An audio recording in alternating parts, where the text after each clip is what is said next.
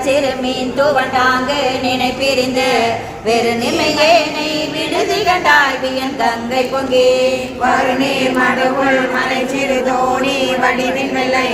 ஒரு நீர் மதி பொதியும் சடைவான கொழுமடியே நகையார் கொங்கை கொண்டு சென்று கொன்றி விழுமடியேனை விடுதி கண்டாய் மெய் முழுவதுமே அழுமடியாரிடையார்த்தி வைத்தாற் கொண்டு அருளினை கழுமடியே இன்று பார்த்து குடங்கள் திகைப்பிக்க யானும் திகைப்பிக்க